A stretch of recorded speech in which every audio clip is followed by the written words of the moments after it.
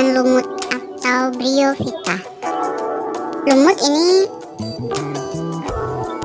kelompok tumbuhan yang dia belum memiliki akar, batang, dan daun yang sejati, sehingga digolongkan dalam golongan Ptalophyta. Ciri-ciri lumut yang pertama adalah belum menampakkan ciri adanya akar sejati. Kemudian yang kedua, memiliki rhizoid atau akar semu. Rhizoid ini berupa deretan sel-sel yang menyerupai rambut, menggantikan fungsi akar yang belum dimiliki oleh lumut itu. Berfungsi untuk menyerap air dan zat hara dari tempat hidupnya. Kemudian juga berfungsi untuk menambatkan tubuh dari tumbuhan lumut pada tempat hidupnya. Jadi semacam pengganti dari fungsi akar seperti itu. Nah, kemudian yang ketiga adalah lumut itu belum memiliki batang dan daun sejati. Kemudian yang keempat, menyukai tempat yang teduh dan lembab. Nah, lumut ini menyukai tempat yang teduh dan lembab, kayak misalnya di tembok yang lembab, kemudian permukaan bebatuan atau genteng dan kulit pohon misalnya. Nah, uniknya di tempat yang miskin zat organik pun lumut ini bisa tetap hidup gitu, asalkan memiliki kelembapan yang cukup. Jadi dia tingkat toleransinya sangat tinggi. Karena tingkat toleransinya itu sangat tinggi, maka lumut ini dapat dengan mudah ditemukan di mana-mana. Itulah kemudian mengapa lumut ini biasa disebut dengan tumbuhan kosmopolit. Bisa dilihat di gambar ini adalah contoh dari lumut daun, bagaimana struktur dari lumut daun itu.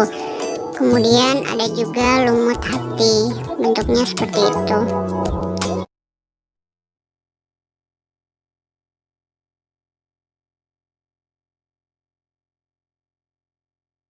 Kita akan bahas tentang tumbuhan paku atau Pteridophyta. Nah, ciri-ciri tumbuhan paku yang pertama adalah telah ditemukan akar, batang, dan daun sejati. Karena tadi disebut dengan Cormophyta.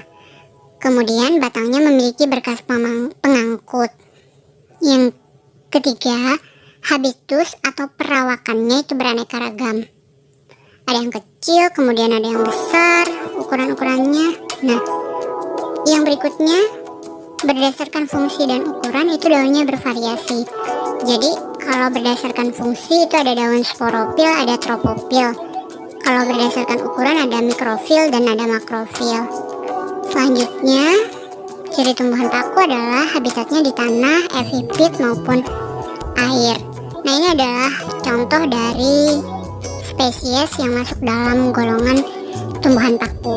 Di sana ada Marsilea crenata, ini termasuk yang tumbuhnya di tanah. Kemudian ada Salvinia natans, ini yang hidup di air. Dan ada juga Platycerium bifurcatum, ini adalah yang epifit pada tumbuhan lain. Berikutnya bisa dilihat ini adalah tadi daun dari paku. Dia ada yang, kalau berdasarkan fungsinya ada yang tropopil, ada yang sporopil.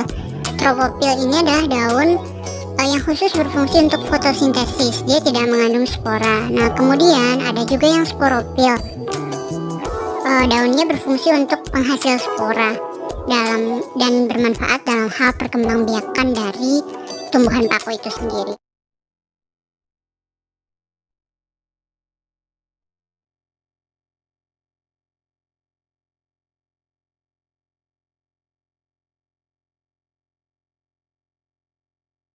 Kita akan membahas tentang tumbuhan berbiji atau Spermatophyta. Spermatophyta ini sama halnya dengan tumbuhan paku, dia masuk dalam golongan atau kategori dari Cormophyta. Tumbuhan yang sudah bisa dibedakan dengan jelas antara akar, batang, dan daunnya. Nah, ini juga merupakan satu ciri dari tumbuhan berbiji itu sendiri. Nah, kemudian ciri lain dari tumbuhan berbiji adalah dia tersusun dari banyak sel, kemudian menghasilkan biji melalui fertilisasi.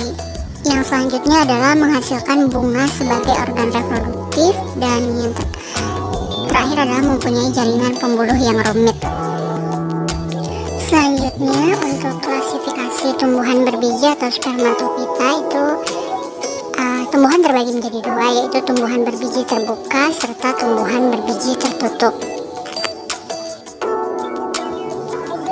Selanjutnya biasanya untuk tumbuhan biji tertutup itu dia ada yang disebut dengan dicotyledon dan ada monocotyledon.